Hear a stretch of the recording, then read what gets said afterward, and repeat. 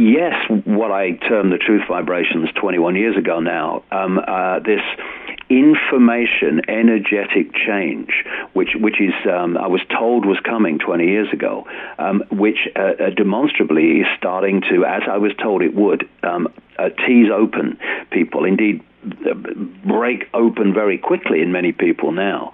The coma state, the suppressed state that humans have been in, and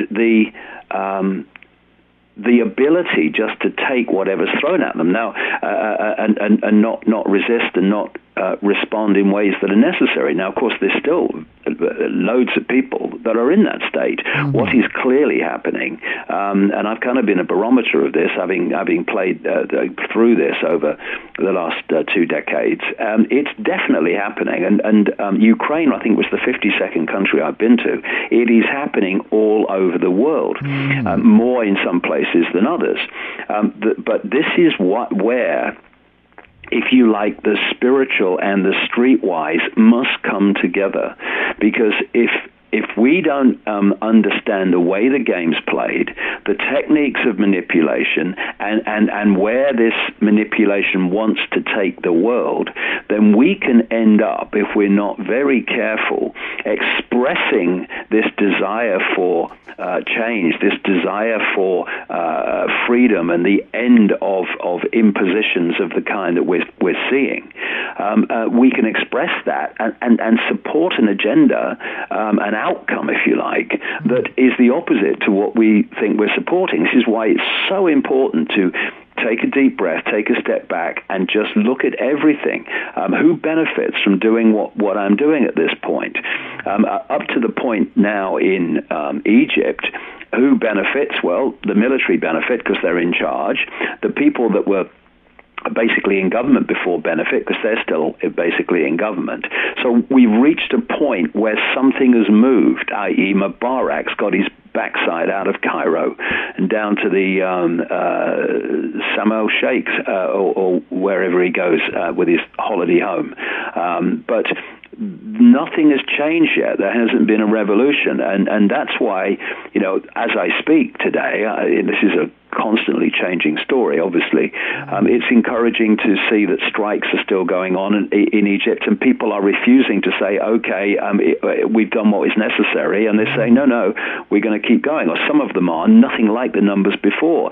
It needs to keep going. It needs to keep on and on and on until the outcome is that the country is genuinely free and is genuinely run for the people, and not the people run on behalf of the few, which is still currently the case.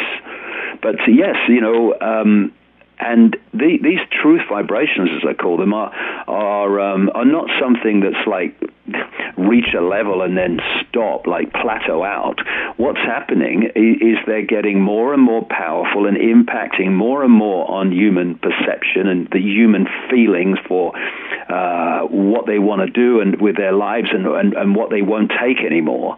And therefore, 2011 is going to be more powerful than 2010, 2012 more powerful than 2011, but it's not that 2012 it's the big, either the end of the world or the great new era. Right. 2013 is going to be more powerful than 2012, 2014 more powerful than 2013.